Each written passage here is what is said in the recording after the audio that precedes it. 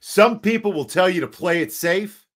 We're here to tell you that when in doubt, go all out. Welcome to the All Out Blitz. I am your host, JJ Wenner, and I am joined by my illustrious co-host, Doug Orth. How you doing, my friend? As always, you're too kind. I'm doing well, thank you.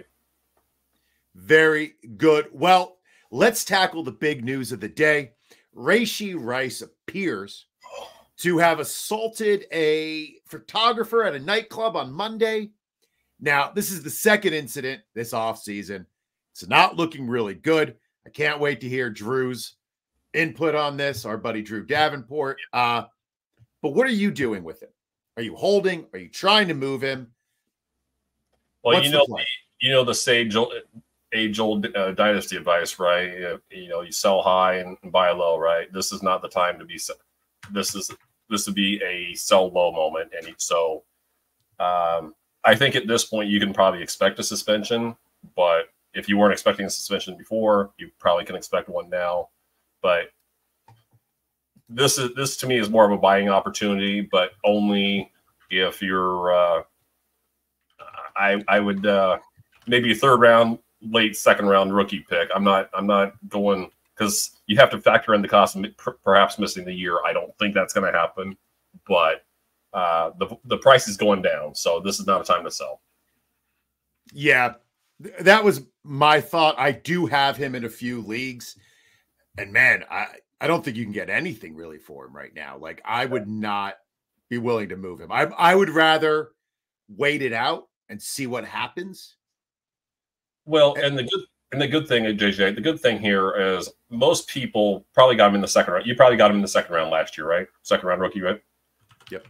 There's a good chance that he's still your wide receiver 4 in those leagues, right? So it's maybe not. maybe it's a 50-50 proposition thing, but I know the one league I have him in, I happen to be stacked at receiver. So I'm not. There's no reason. I have no incentive to move him. But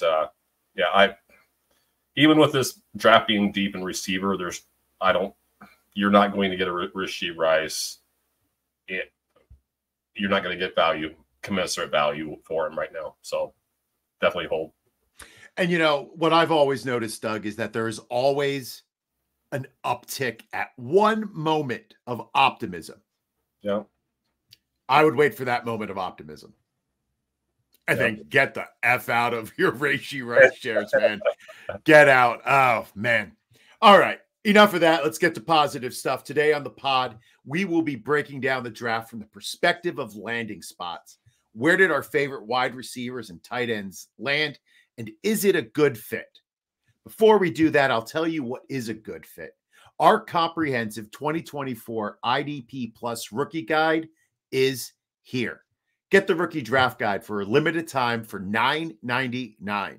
The latest version includes all of the post-draft feedback you need to dominate your leagues.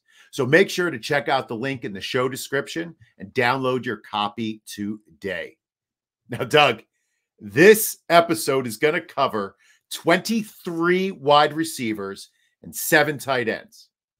Now, of course, the way my brain works in its crazy way is I'm looking at the ones you said you weren't going to choose. So you skipped a few names like Jamari Thrash, Anthony Gould, Bub Means, guys who had a little pre-draft buzz for us degenerates. Was there anything about the player or the landing spot that caused you to pass on them? I think in each case, it has to do with landing spot and the likelihood of each one playing limited snaps as a rookie. Thrash is easily stuck behind Amari Cooper, Jerry Jeudy, and Elijah Moore. I suppose the case could be made that Thrash, we could have included Thrash since Moore's set to become a free agent at the end of the season. But I also think Cedric Tillman's a better prospect, just as an example. And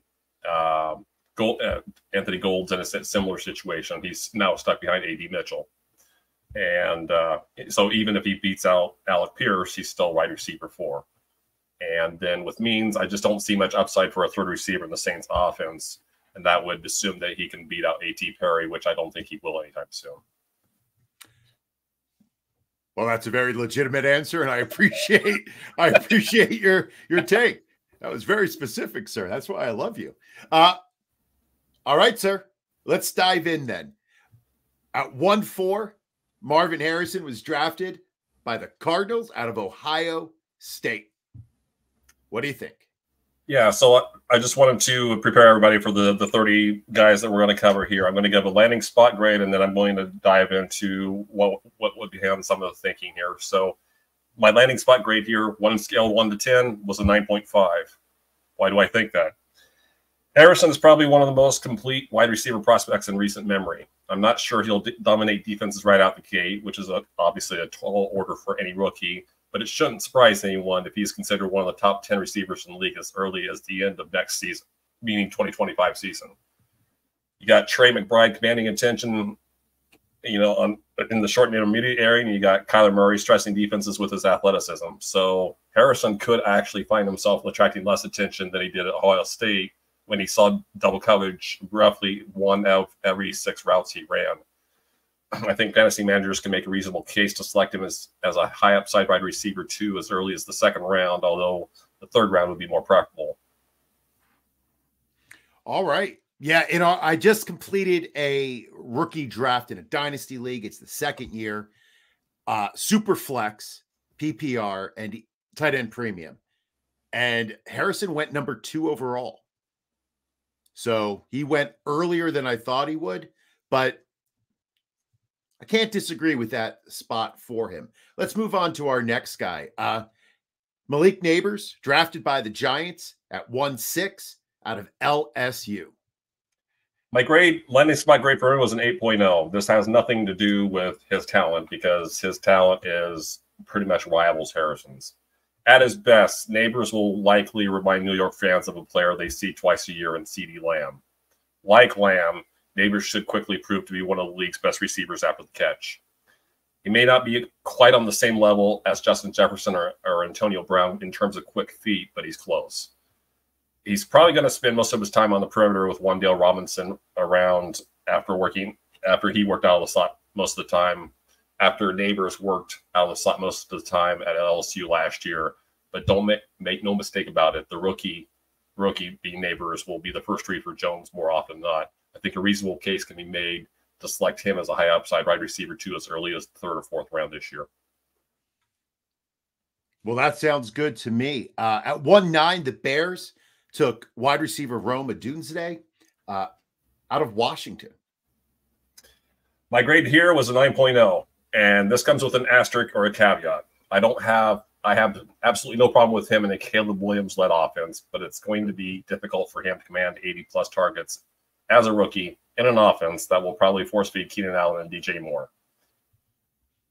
Now, my other analysis for that, Odunze was not a player that Chicago needed with Allen and Moore already on the roster, and there's not a lot of reason to expect that he will serve as anything more than a contested catch receiver for however long both veterans are playing at a high level. With that being said, Allen could probably be out as early as the end of this year. So if we're for Dynasty, he's still my 3rd receiver solidly, and with the upside for much more than that. On the plus side, his arrival likely cements the Bears as a team that will utilize 11 personnel at one of the highest rates in the league. 11 personnel, obviously, being 1 back, 1 tight end, 3 receivers. So I'm liking him. I'm thinking we're starting the season out as a wide receiver 4, but in redraft, I think people are going to push the envelope with him, and he's going to be one of the top 36 receivers taken. All right. So the top 3 in pre-draft was clearly the top 3 in actual draft capital. Now we have a little bit of a gap to 123 when the Jaguars selected Brian Thomas Jr. out of LSU. Grade here was an 8.5. Now I'm going to start with one of the more impressive nuggets I uncovered during my draft prep for Brian Thomas. On targets of at least 20 yards down the field last year at LSU, Thomas had 15 catches on 22 targets for 670 yards and 12 touchdowns. That's a 68% catch rate and an 80% touchdown rate on targets 20 yards down the field. Do you have any idea how impressive that is? I don't care who's commanding attention. Malik Nabers, I don't care who's commanding attention. You still got to catch those low percentage throws. Jacksonville clear a path to a starting gig for Thomas by releasing Zay Jones shortly after the draft, and he should end up filling the role Calvin Ridley would have had Jones stayed healthy all last season. I fully expect Gabe Davis to run clear out routes and play on early downs as a rookie since he's a good blocker. On the other hand, Thomas should handle most of the sideline routes that Ridley was forced to run last year. His size is going to play better in that. His size and his athleticism is going to serve him better than it did for Ridley last year. And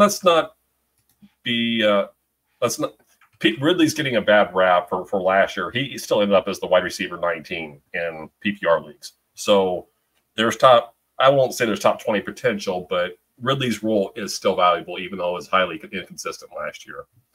With all that said, I'm not sure Trevor Lawrence can support 3 clear fantasy starters as of yet. So I would expect Thomas to be kind of a hit or miss as a typical third target in this offense behind Christian Kirk and Evan Ingram.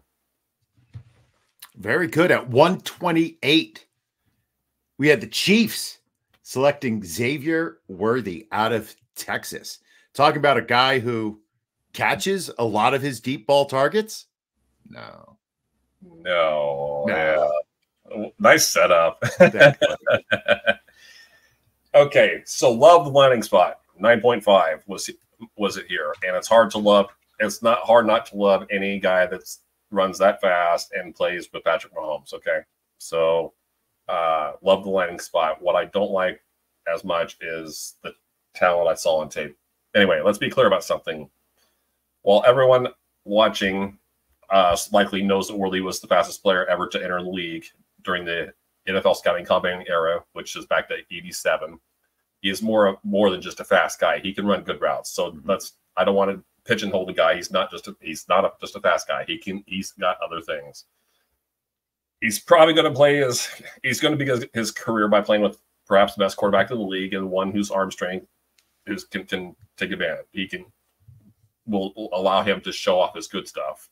That's the good news. Bad news is he's a 165-pounder who offers little as a blocker, doesn't create the kind of separation that you would expect for someone with his speed. And as you hinted, he didn't fare as well as a vertical receiver in college. Get this, JJ.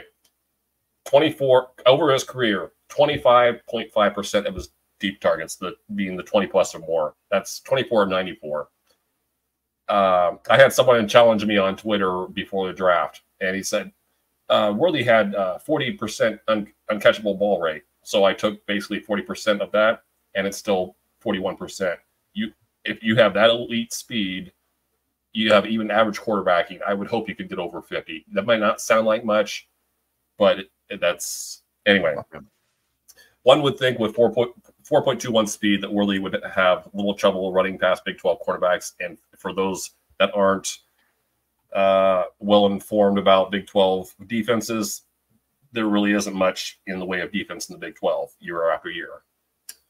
Anyway, for 2024, I would imagine Worley will play behind Marquise Brown for however long Rashee Rice is sidelined with his likely suspension.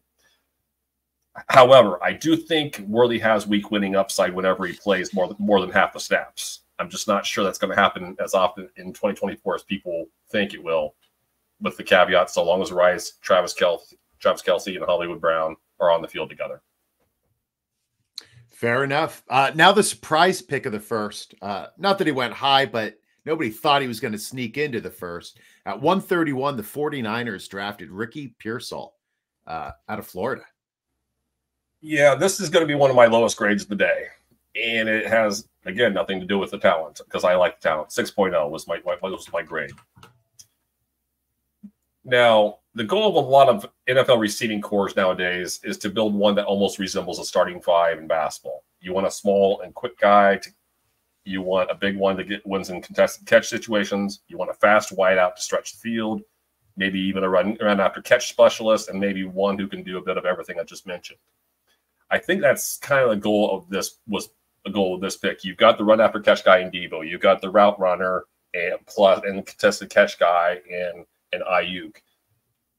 Pearsall is a mix between the player who can stretch the field and has the athleticism, 42-inch vertical to win in contested catch situations, I don't know if anybody, I'm sure people that are listening and watching saw the catch of the year last year. Pearsall basically reverse one-handed, and then he takes a big shot. The guy can win in contested catch situations. I see some Christian Kirk in his game, although I don't know how he's going to see many targets behind Christian McCaffrey, Ayuk, Debo, and George Kittle.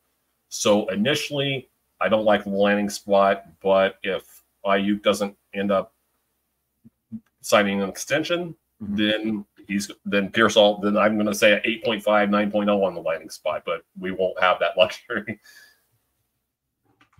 All right, sir. 132, last pick of the first round. The Panthers took Xavier Legette out of South Carolina. My grade here was a 7.5, and Legette reminded me of a less freaky version of DK Metcalf when I watched him. Needless to say, Carolina needed somebody like him to open up the field for Bryce Young, since one of the Panthers' biggest problems last year was scaring defenses vertically. At 6'1" and 221 pounds, he can do work after the catch, and he's a capable blocker. There should be an opportunity to get him involved as ball carrier on jet sweeps and screens, which he did. He did with some good degree of success at South Carolina. Legette will probably end up accomplishing what Carolina hoped to do with this pick, which is getting defenses to back up a bit. But I do wonder if he will see enough playing time behind Deontay Johnson and Adam Thielen to be worth a pick in redraft leagues. In Dynasty now, I'm probably looking at the early part of the second part of rookie drafts. It's fantastic because I picked him up at 2.5 in my rookie draft. So good value. Good value. I was happy to get him. Thanks, Jameson. He gave me the suggestion. All right. Well, that was the end of the first round. We ended with the flurry of wide receivers, and we started the next day, day 2, with another flurry. At 2-1, Buffalo chose Keon Coleman out of Florida State. Not a big surprise here. Gave a nice 9.0 on the landing spot.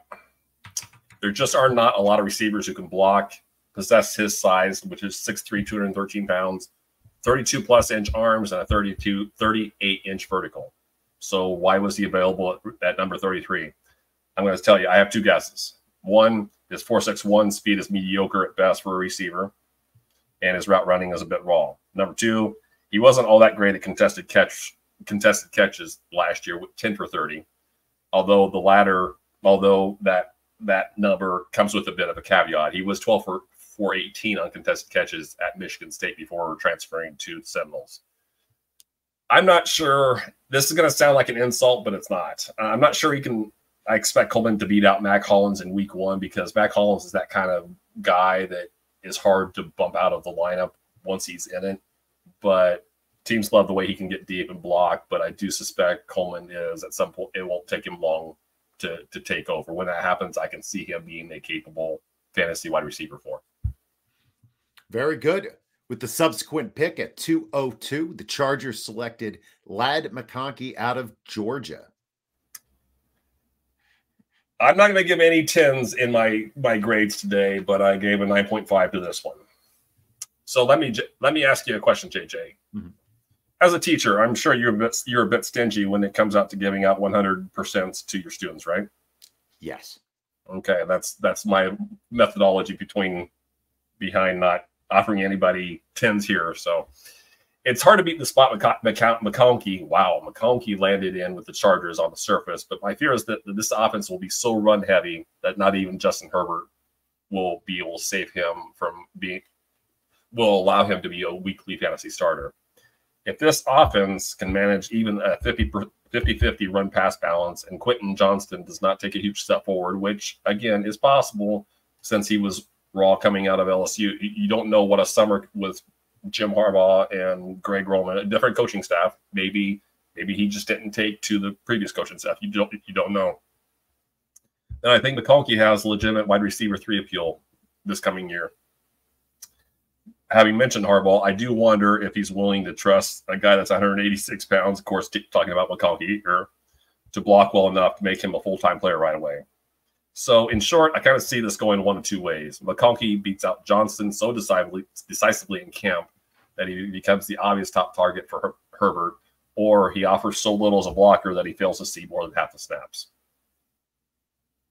Well, I hope it's the former and not the latter. It should be. Yeah.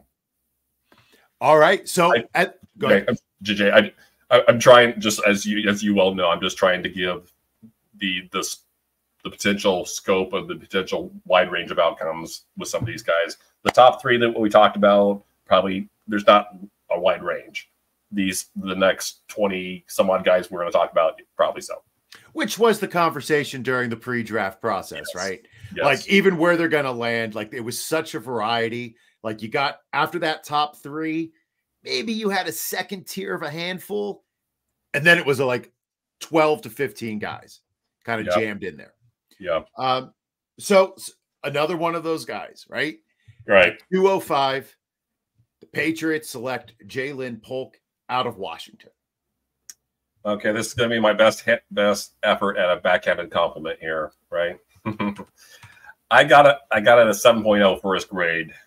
Here's the backhanded compliment, and I did like watching him on tape.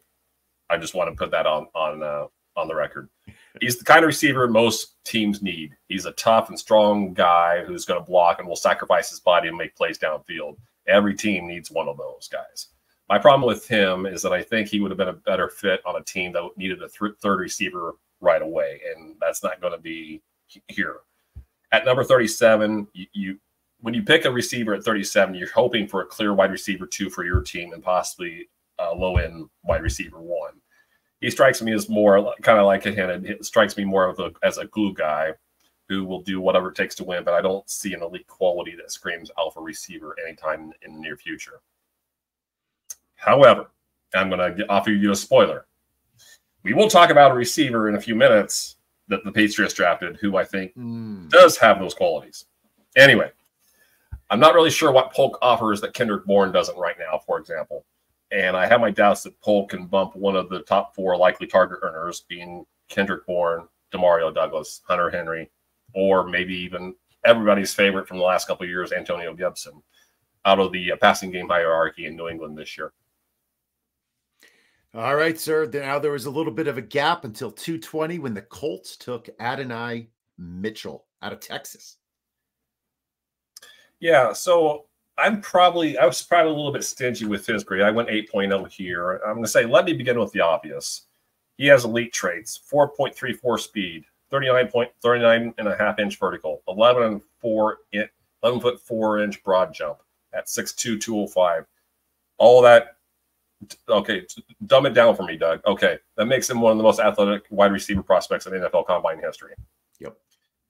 On paper, it looks like a marriage made in heaven when we consider he's going to be joining the supporting cast with John Taylor, Michael Pittman Jr., Josh Downs, and he's going to be catching balls from a rocket-armed Anthony Richardson. He showed he can be an alpha receiver at Texas at times, but therein lies the rub. Over 40% of his catches and receiving yards last year came in 3 games. He had 3 or fewer catches in 10 of those 14 games as well. He didn't do much with his few run-after-catch opportunities, and I'm going to stop myself here. So many of his catches seem, I call it static, like a static routes, where you're not running when you're catching the ball. You're running in, or you run a dig, and you stop, and then you have to restart. So many of his catches last year were that way. And you'd think for one of the most athletic, prospects in this draft anyway, you would want him on the move. That didn't happen a lot. And then for all that athleticism I just mentioned here a couple seconds ago, he was 4 for 11 in contested catch situations. That's unexplainable too. There's also the small matter of Mitchell likely having no chance of becoming the alpha in Indy because Pittman's probably is going to be that guy for the next 2 or 3 years at least. So I see Mitchell as being kind of a high ceiling, low floor fantasy wide receiver 5 over for the next year or 2 at the very least. All right. Well, let's move on to my beloved, because this is a Jets podcast. It is a Jets podcast. The Jets drafted at 301 wide receiver Malachi Corley out of Western Kentucky. So JJ, when I see you in Ohio, and I'm just gonna scream "Yak King," okay? Is that gonna bring? All right, I like that smile. Yes. I should get like a yak hat. I don't know what a yak hat looks like. I'm going to Google it later. I think just put a YAC on there and hope for the best, right? I gave an 8.0 grade, 8.0 grade here. He's not your, as you all know, JJ, he's not your prototypical receiver at 5'11 and 215. No. Does not mean he lacks for upside, because he doesn't. The aforementioned Yak King lived up to his nickname last year by forcing a ridiculous 40 missed tackles. Insane. I think we know what his role is going to be, too. He played 91.6% of his snaps at Western Kentucky in the slot, which works out well because, well, Garrett Wilson and Mike Williams have the perimeter for at least this upcoming year. Bad news is the Hilltoppers, which one of the greater nicknames in college football. Well, bad news is the Hilltoppers did not try to develop him much as a route runner.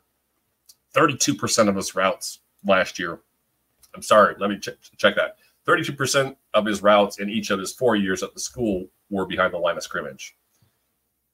I think it will be difficult for anyone to expect him to be the true number 2 to Garrett Wilson anytime before the end of the 2025 season for the reason I just said.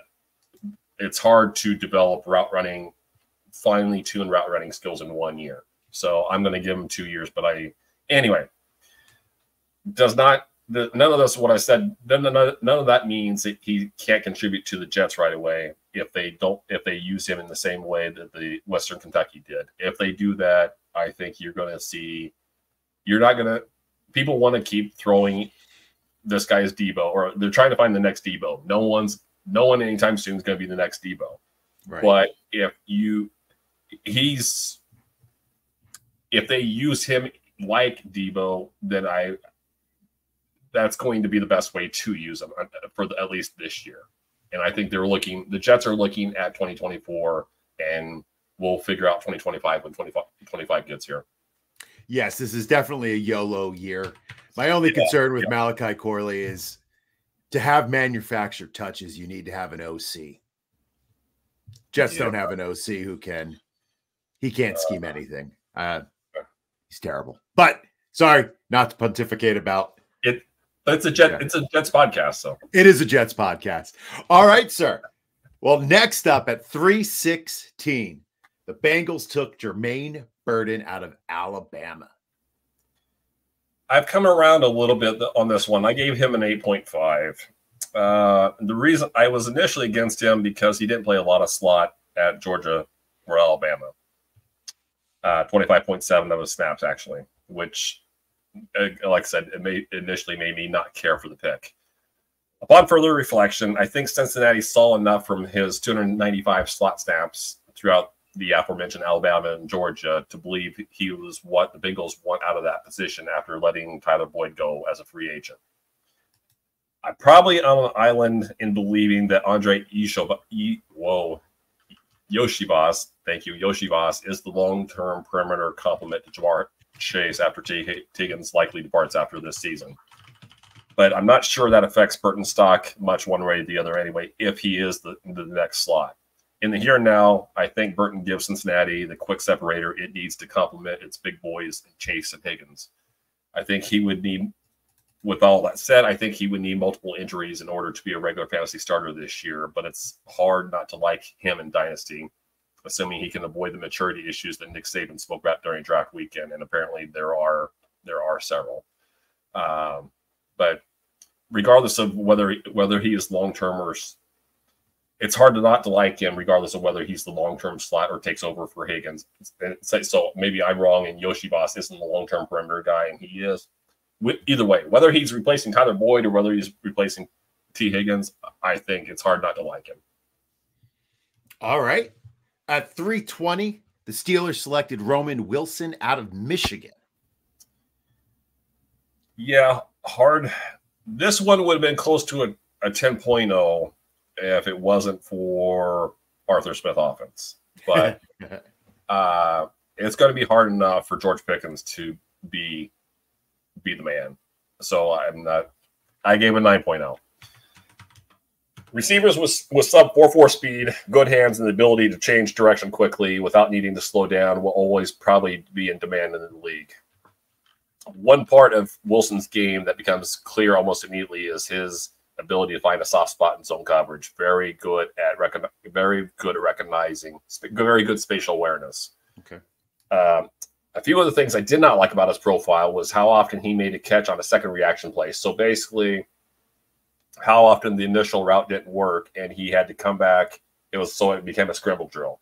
I saw way too much of that, where JJ would have to buy time, and then as he would be the favored receiver on that, primarily because he has good spatial awareness, but partially because he wasn't uncovering on the initial route. Also didn't like how infrequently he picked up yards after the catch, and his size 5'11", 185. So those are some of the most notable negatives I had for him. With all that said, he probably blocks well enough to, despite his size, to hold as a full-time player in an Arthur Smith offense, and he's going to need to because Arthur Smith will run the ball. I don't think anyone should expect Wilson to be a one-for-one replacement for Deontay Johnson, but I think he's good enough to beat out Van Jefferson and Quez Watkins in camp. Assuming that happens, I think we're looking at a capable wide receiver 5 already this year.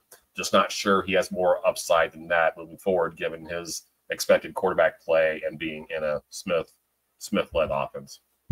The Smith-led offense curse. Hopefully he can turn it around as an OC better than he did as a HC.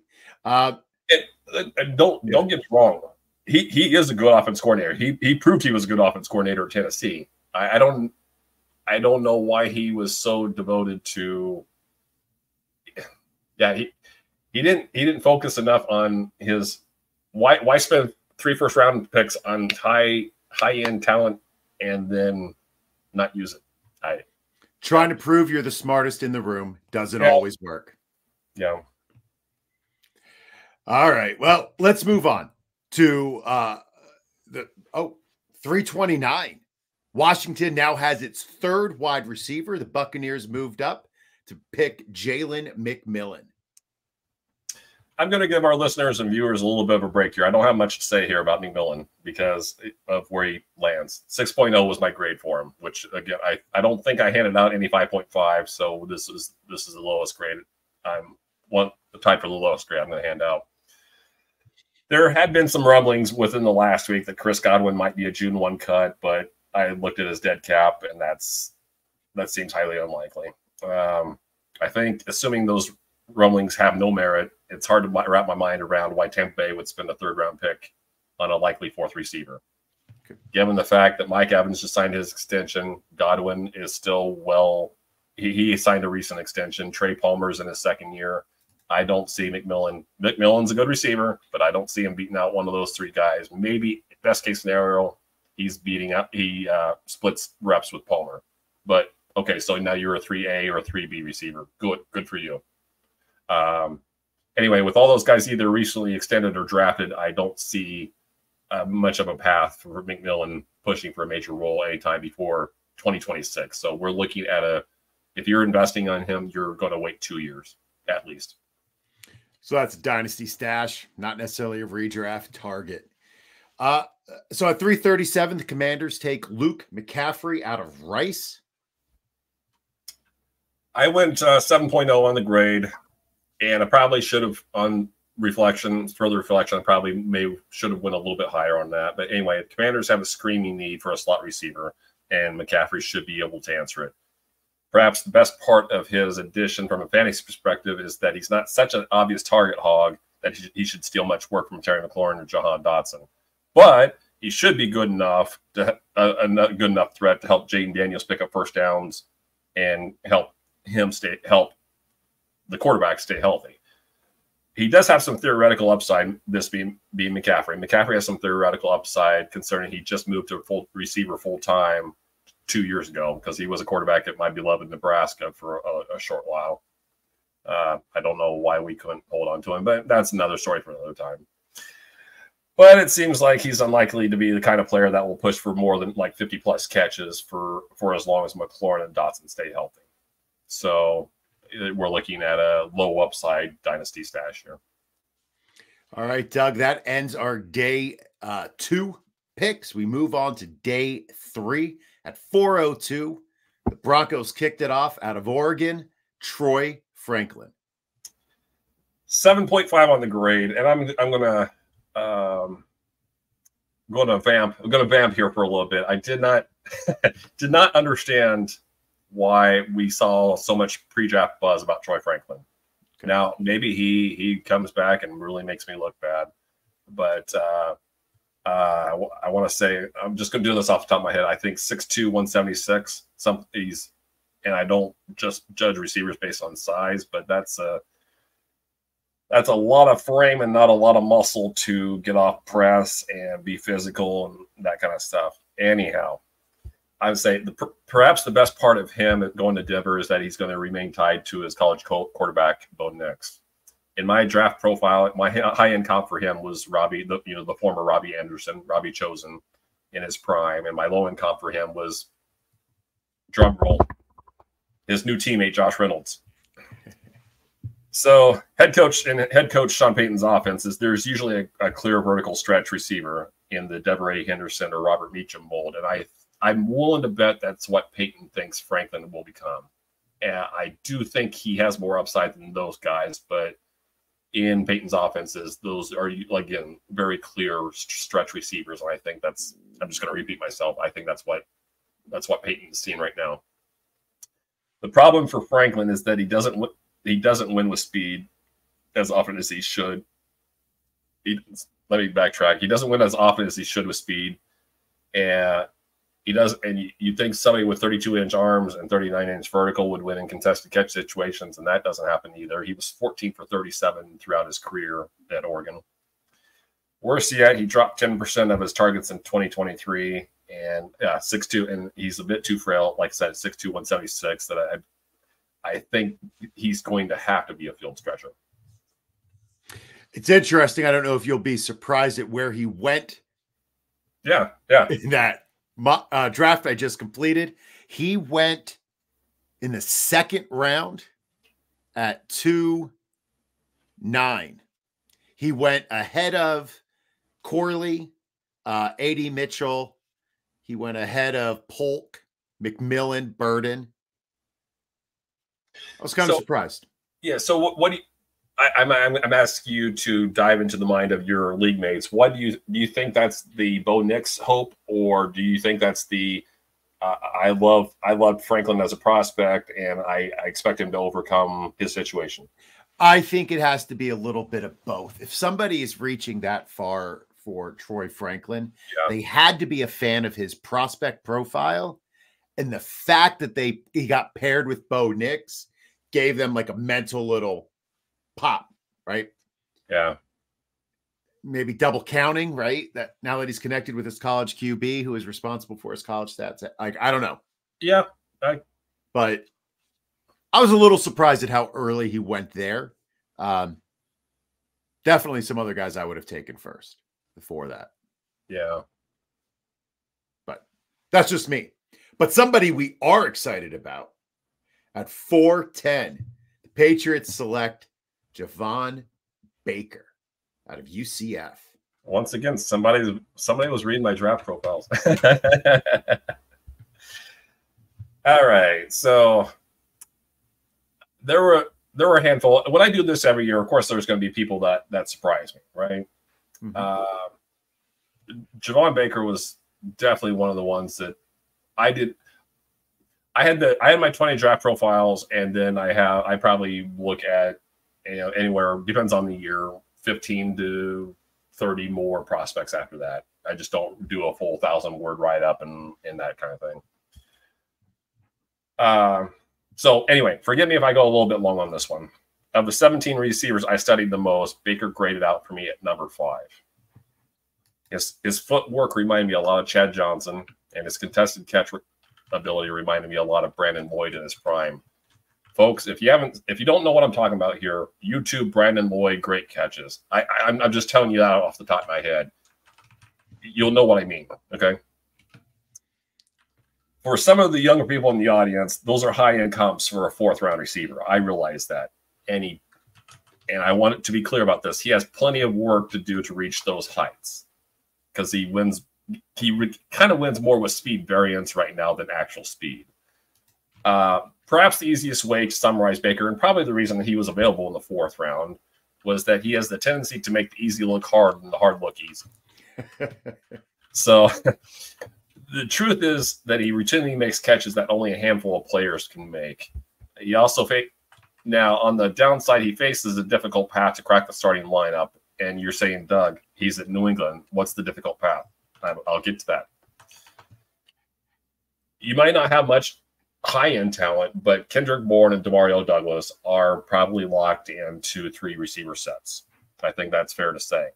After that, they signed KJ Osborne in free agency, probably with an intent to make him the number 3 receiver right away. Juju Smith-Schuster is still there.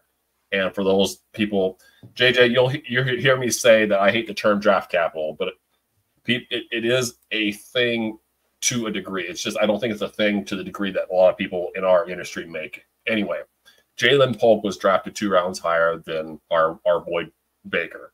So front offices like to look smart. So it's going to take that much more for Baker to move ahead. So he does have hurdles to overcome.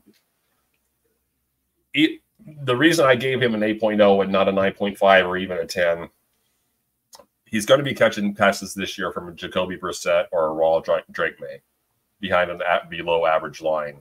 So I give you all that. Everything I just said, it's a tall order in and of itself for a receiver that wins deep a lot to now Jacoby Brissett can throw deep. So can Drake May. But now we're working behind a below average line and we don't have anybody taking the attention away. And yet, I think the natural talent is there for him to overcome all of it eventually. So if there's one day 3 receiver I'm willing to bet on becoming an alpha in this draft, it's Juwan Baker. Interesting. I like that take. And I'm definitely going to keep him on my speed dial. I'll tell you, JJ, real quick. I have a couple of dynasty leagues where I won't say I'm mortgaged the future, but I have a 312 because I won that one. I won that league. I have only a 312 remaining in one, and I don't have any picks this year in another. I'm going to try my best to move into the 3rd round, which has been difficult for me to do. I'm going to try and move it into the 3rd round and get him because, especially the one I don't have any picks in, my team is getting older. And we'll talk off air about some of the receivers I just acquired, which I'm very proud of, but now it makes my team that much older. So, yeah. Well, he went at 311 in my rookie draft that I just did. Oh, 311. Okay. 311. I've got a chance then. I've got a chance. You got a chance. So you're saying there's a chance. All right. At 413, the Ravens selected Devontae Walker out of UNC. I gave a 6.0 grade on this one. And one of the reasons, the primary reason I wanted to include Walker in this write-up, given that grade, I think he's really a day 2 talent that slipped into day 3 because he had a bad week of practice at the Senior Bowl. I don't know how many of the folks out there watch the Senior Bowl practices like I do on NFL Network, but it did seem like the moment was too big for him. I just think he got into his head. He had a bad first practice, and then I think it carried over to the next 2 practices. He kind of started redeeming himself toward the end of the week, but a lot of scouts, there's Tuesday, Wednesday, and Thursday practices there at the Senior Bowl in Mobile, and most of the scouts take off after Thursday, after they take their planes to head back home, and they don't stay around for the game. So the lasting image that he left with a lot of scouts and front office personnel was dropping probably half the passes that came his way in practice. Anyway, so I think he's a day 2 talent that just had a bad week of practice. The other reason I wanted to include him is because there's a world where he's competing with Rashad Bateman for a starting job as early as next season, being 2025, if the Ravens let Nelson Aguilar walk at the end of this season. As far as 2024 is concerned, I think a bet on Walker would be a bet on Bateman and Aguilar missing significant time due to injury. That part is possible, and I think Walker's good enough to take advantage of it. But even if all those things play out, we're still working against Zay Flowers and Mark Andrews on a team that's going to run the ball with Derrick Henry.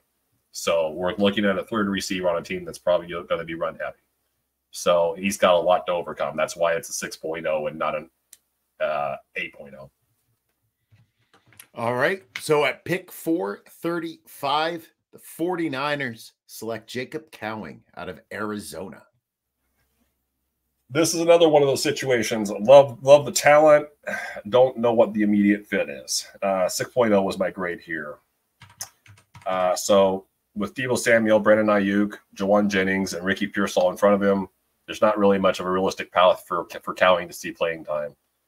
With that said, it seems like head coach Kyle Shanahan and company seem to burn a draft pick every other year on a smallish sub 4-4 receiver to stretch the field. Cowing might actually be the best of that bunch. Danny Gray was the last one that I can think of, and that was 2 or 3 years ago. I think Cowing is much better than at least Danny Gray. Anyway, I think Cowing's maybe the best of the small and speedy receivers that this regime, Kyle Shanahan and John Lynch, has drafted. So I would not totally discount him, but I suspect he's probably going to be limited to punt returns and special teams duty this coming year.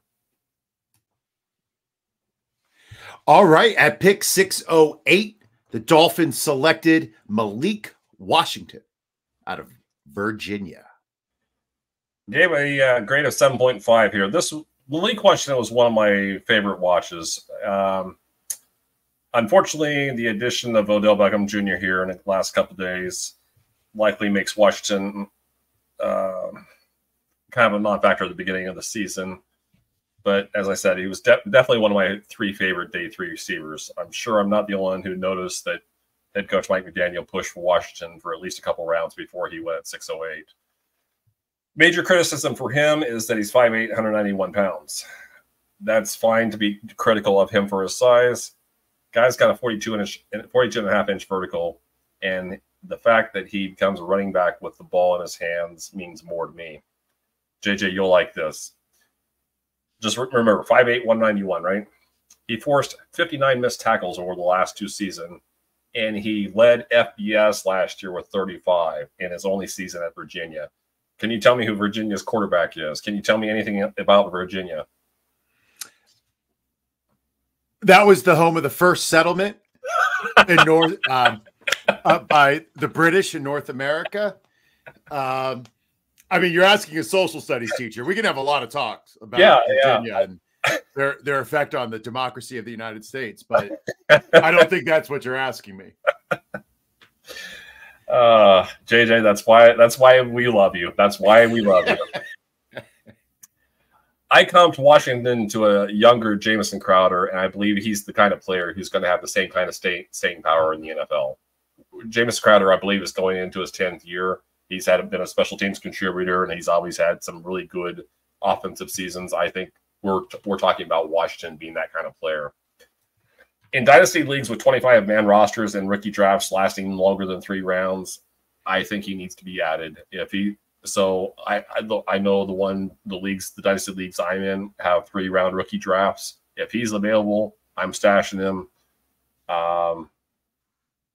Basically, pretending like I had the 401, but using my fab to do it.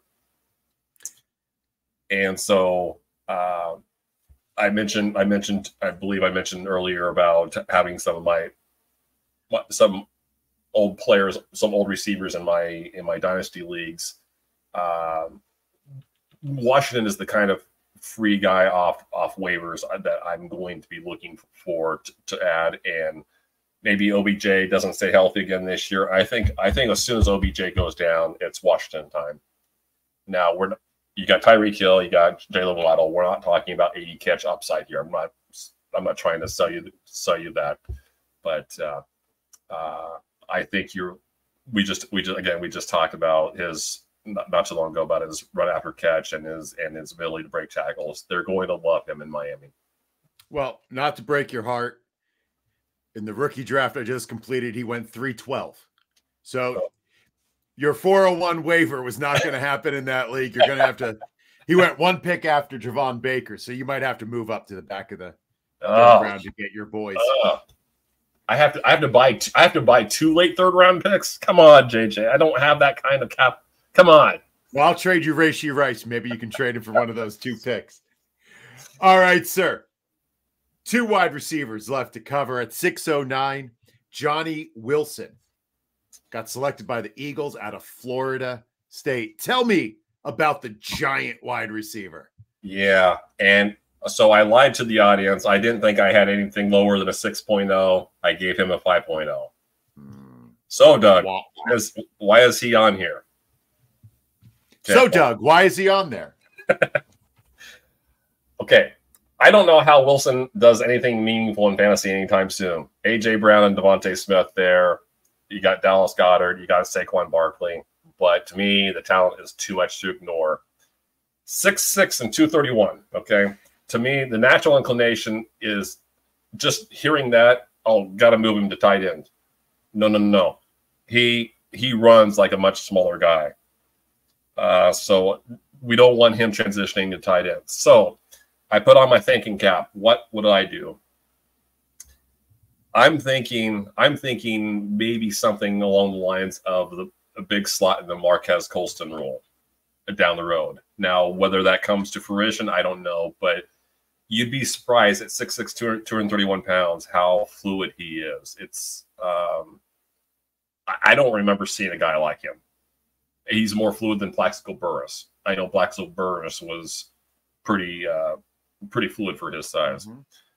Anyway, in a draft class full of unique talents at receiver, his profile may be the most unique. And I'll give you for example here. His testing numbers were remarkably similar to Rome Odunze's, even though he's 4 inches taller and 20 pounds heavier. So I mentioned the Colston thing. I think his best case scenario, short and long term, is to show enough in camp to convince Kellen Moore, the new offense coordinator, to use him as a big slot in the Colston mold. And even better, part of it, he's even more of a physical freak when you consider he has a 37-inch vertical and 35.5-inch arms. Now, I want to tell you, the bare minimum that you want for an offensive lineman is 32-inch arms. He's a receiver that has 35.5-inch arms. That's great. That's great for an offensive lineman. You're putting that on a 6'6" guy with almost a 40-inch vertical. You don't think he's going to be a good red zone target right away? Maybe that's all he becomes. But maybe he has 20 catches and 5 touchdowns or 6 touchdowns at the end of this year. I don't know, but I think the Eagles did themselves a service by just drafting him and figuring it out later. Well, they have the leeway with the weapons that they have. Yeah, exactly. The luxury, I should have said. The luxury of waiting. Oh, yeah. All right, our final wide receiver at 7:05. The Chargers picked Brendan Rice out of USC. Yeah, it gave me a 7.0 grade here, and kind of like we were talking with New England, as bad as the Chargers depth chart looks right now after trading Keenan Allen and releasing Mike Williams, you kind of have to believe that they're going to give Quentin Johnston and Josh Palmer every chance to keep those perimeter receiver roles and maybe initially let McConkey work in the slot. And if McConkey really impresses, then maybe he overtakes Johnston if Johnston really has a bad camp or something. Anyway, at worst, I think Brendan Rice takes over for Josh Palmer after this year when Palmer's contract expires. At best, I think he shows why he was Caleb Williams' favorite target last year at USC, and he ends up being the bigger body complement to McConkey later in the season. Maybe they just completely – the way I see the Chargers being competitive, but I don't see them being a winning team. And maybe at the end of the year, they decide to go full kind of youth movement. Maybe Quentin Johnston isn't developing at all, and we're just saying, okay, we're going to go with the rookies. Show us what you have, so we know what we have going on to next year. So I wouldn't usually hype. Not that I'm hyping up, but I usually wouldn't promote too much. 7th rounder too much, but right. there is opportunity here. Well, Doug, thank you for your input on all these different landing spots. And if you want a landing spot that Doug would rate a 10.0, check out Expedia, because we are thrilled to announce our new partnership with your one-stop shop for the best prices in the travel world, Expedia. With Mother's Day on the horizon, Expedia is the place to make it special for the mom in your life. Get 10% or more off at over 100,000 hotels worldwide and 30% off when booking a flight with your accommodations. Check out the show description for the link and get your next adventure planned today. Now, Doug, we're moving on to tight ends now, and Brock seems to suck all the air out of the room when we discuss the tight end class. Now, how would you grade this tight end class overall if we removed him from the conversation? Wow. Yeah. If you remove him from the conversation, then you're talking about I think we have some underrated talent here, but you're looking at a pretty marginal. I think marginal is the right word. There is some upside beyond Bowers, but whereas Bowers, I think we can say is a very good, if not one of the better prospects this century. Yeah, you're looking at guys that you hope will be starting in 5 years, and then we'll see. But anyway, I don't very, very average to answer your question relatively quickly. Yep. Basically, that's what I saw. Once he was out of the room, it's like, definitely no first-round picks, barely a second-round pick. And that's what the teams told us, too, because after there was one tight end in the second round, and we didn't see another one until 401. So, yeah. Yep. Well, sir, let's go ahead and get the golden goose. At 113, we had Brock Bowers going to the Raiders out of Georgia. So, JJ, I don't want you to be the only guy that makes those smooth transitions. You know who didn't need Expedia? Brendan Rice. Brendan Rice did not need Expedia. You know who did need Expedia? Brock Bowers, going from Georgia to Vegas. It's a long drive. How do you like landing spot? I gave him an 8.0. And the only reason this landing spot is not a perfect 10 is because, as most of us well know already, Las Vegas invested a second-round pick in one of the most complete tight ends last year in Michael Mayer. However, I still like the pick because Bowers, if used correctly, could be the most impactful non-quarterback to come out of this draft. His fit in Vegas may not seem great when you consider Gardner Minshew and Aiden O'Connor are vying for the starting quarterback job, and new offensive coordinator Luke Getsy needs to feed Devontae Adams and Jacoby Myers. Great thing about Bowers, though, is he's essentially an oversized slot receiver who should spend about half of his time if Getsy wants to maximize his new toy. With defenses playing zone about 75% of the time now, and I think it was 74.1 is what I read, 74.1% zone across the league now. It becomes a huge advantage having a tight end who can mask some of his quarterback's weaknesses and turn a short throw into a big play as often as Bowers can. And let me tell you, when the guy is healthy, it seems like every other play he's breaking 2 tackles and going for 20 yards. It's uncanny. It is uncanny.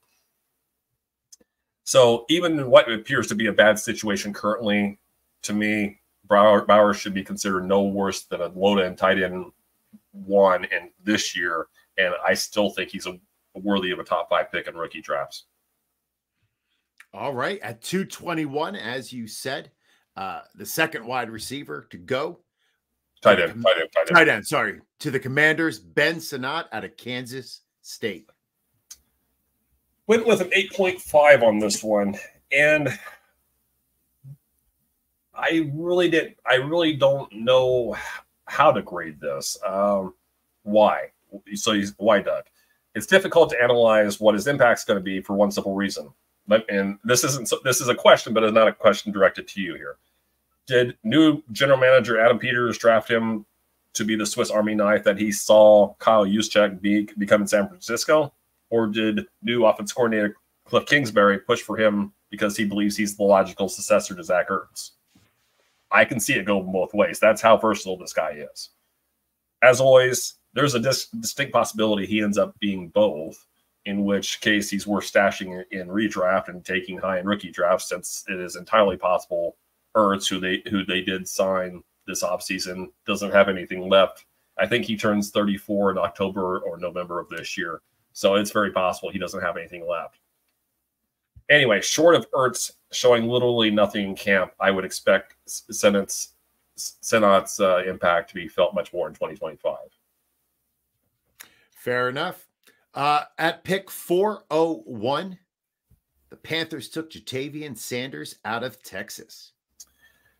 Went with a 7.5 for a grade here, and he was widely considered to be the second best tight end prospect in this class, so it shouldn't come as a surprise he has a realistic shot of beating out Tommy Tremble and or Ian Thomas for a starting job at some point this year. To me, I saw a lot of Gerald Everett, and I think he should at the very least be able to form a committee, a tight end committee during camp in a worst case scenario. Reason I'm lukewarm on him is that it might be too much. You know, I'll talk about this. I'll just talk about why this is the case here pretty soon. The reason I'm lukewarm on his prospects is that it might be too much to ask a short quarterback. I think Bryce Young is 5'11", 5'10". Might be too much to ask him to work the middle of the field consistently. Perhaps Young won't have the same problem Russell Wilson has in that regard, but if you think back to all the years Russell Wilson's played, it's been he'll get his tight ends touchdowns, but they never seem to be big target earners. But so having said all that, I want fantasy managers out there to – I don't want you to discount Sanders entirely, but I want you to understand it should be a strong consideration that Sanders may be a great tight end prospect, but he won't ever see the ball because he's working the middle of the field for a short quarterback. Anyway, if Young proves he can work the short area of the field, then Sanders has a chance. And this is another nugget for you. His 346 yards after the catch last year were the fourth most by a tight end in college. So, if Young can find him underneath, then he has a chance to be a low-end tight end one someday. Would you ever take him in redraft? Not this year. All right, sir. At 407, the athletic freak. I don't like using that word, but the athletic marvel of the combine. The Giants take Theo Johnson out of Penn State University. Well, sometimes athletic freak is justified, and let me tell the listeners and the viewers out there why. 6'6", 260 pounds, sub 4'6", and he can jump. He's got a vertical jump of 40 inches. That qualifies as an athletic freak, JJ. It sounds like me back in high school, but no, it doesn't. No, it doesn't. Oh. Because if you were, you wouldn't be on this podcast with me, my friend. So I think it should be obvious to those people that remember Darren Waller from 5 years ago. The Giants still don't know the status of Waller, so they were entirely justified in selecting the closest thing to Waller this draft had to offer. I just spoke about his athleticism. Needless to say, he enters the league as one of the best athletes at his position. Like most rookie tight ends, however, I think he's probably a little too raw to count on for year-one contributions. But that talent profile is one you want to bet on, and I think he has enough talent to overcome it, and he doesn't face a great deal of competition for targets in New York after Malik Nabers, especially if Waller retires. Johnson's probably a better bet to produce in 2025, though, and more of a stash and dynasty than he is a potential breakout star in redraft. All right, at 415, the Bengals selected Erick All out of tight end U, Iowa. That's right. That's right. I hope I'm wrong about this. Let's put it that way. As a Nebraska fan, I'm programmed to root against Iowa, but I want to be wrong about this, actually. But anyway, 7.0 for the grade. Redraft, for redraft people out there, there's not much of an immediate need at tight end right now after Cincinnati signed Mike Gesicki this offseason, but it has been a while since Gesicki made much of an impact in the league. Maybe Joe Burrow brings it out of him. I don't know. Drew Sample is the backup tight end there. He's primarily a blocker. So if Gesicki doesn't break through and Sample's going to remain a blocker. I'm sorry. So that gives All a chance to break through and claim a starting job at some point. His biggest issue has been durability, not talent. What I believe is I think he ends up replacing Drew Sample after this year, especially since Sample can be cut at no cost to the team next spring. So, and we'll talk about a guy here in a second that I think is going to – they're going to be the tag team combo that I think the Bengals want Gesicki. What they want Gesicki and Sample to be this year, I think these two guys are going to be that combination moving forward. Well, you didn't give any spoiler alerts, but at 6:18, the Bengals also selected tight end Tanner McLachlan from Arizona. Well, we've moved from a Jets podcast to a Bengals podcast. So I didn't realize that. I gave McLachlan a slightly higher grade, 7.5, because what we focus on this podcast and in this industry are stats and fantasy, right? And I think McLachlan has a better chance of producing those stats than All does. Anyway, just about everything I said about Erick All applies to McLachlan here. I think there's a decent chance the Bengals, and I just said this, the Bengals view All and McLachlan as their future tight end committee beginning next year. I think McLachlan is in a better position to handle more passing game work down the road, only because All is probably the better blocker right now, and McLachlan is so dependable as a pass catcher. He had zero drops and 55 targets last year. Just remember, both players will likely play behind Gesicki and Sample this year, so expect one or both to be inactive on game day during the early part of the season. All right. Our last tight end was drafted at 7-11. That's because he's open 24/7, baby. The Patriots selected Jaheim Bell out of FSU. Well, we talked about my athletic profile in high school. 7-11 was your nickname in high school because that's all you did in football was get open, right? Football? I was in the band, brother. Oh, whatever. Tell the viewers of your athletic prowess. Come on. Yeah, I don't have any. I gave Bell an 8.5, and you're going to say that's pretty high for a guy drafted in the middle or early part of the 7th round. I get it. I think New England is hoping Bell can become the player it hoped that it was getting on John Smith a few years ago. I think at 6'2" and 240 with 4.61 speed and good run after catch ability.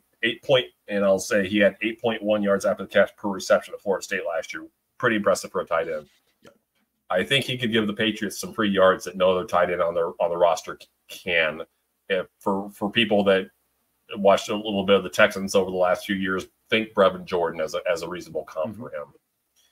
Most likely, he's going to be the 3rd tight end this year, and I think he's going to replace Austin Hooper as the number 2 behind Hunter Henry once Hooper's 1-year contract expires at the end of this year. Well, the landing spot in the future might be a 10.0. I'll tell you what else is a 10. Your mom. That's right. And Mother's Day is almost upon us, friends. So don't get put in the doghouse with a boring gift. Trophy Smack has fully customizable belts and rings for the special mom in your life. Tell her she's the best with a flashy token of your appreciation, and make all the world's best mom's coffee mug givers run and hide. We only have a few weeks left until the big day, folks. Head over to TrophySmack.com now and use the promo code IDP Guys, one word, to get a free championship ring with the purchase of a custom trophy or belt. Check out the link in the show description and win Mother's Day. Well, so long farewell. Auf Wiedersehen and adieu. It is time for us to say goodbye. Doug, where can the good people find you, and what do you have cooking? Cooking. I have literally nothing cooking outside of doing some background work for the start of my content series in early June. So I'll go ahead and get some articles hopefully written, get a couple weeks of leeway so I can have some fun this summer. But you can find me, just like it says on the screen here, at DOUGORTH. All my content is at FF Today. We just published my rookie rankings for Superflex and 1 quarterback leagues. Please feel free to check those out and hit me up with any controversial, any if you have a problem with any of my rankings, please let me know about it, because we're here to have a discussion, JJ. Absolutely. I'm at JJ Wenner on Twitter. You can catch me on the Rider Dynasty podcast this Friday with Joe as we conduct a 2-round IDP only rookie draft. Special thank you to the whole crew at IDP Plus for helping produce the pod. Thank you to Doug for all of his hard work and for enlightening me about so much rookie information that I wish I had when I just finished a rookie draft. But be sure to tune in next week on Wednesday when Doug and I break down rookie draft strategies. Thank you for tuning in. And remember, when in doubt, go all out. Boat drinks, my friends.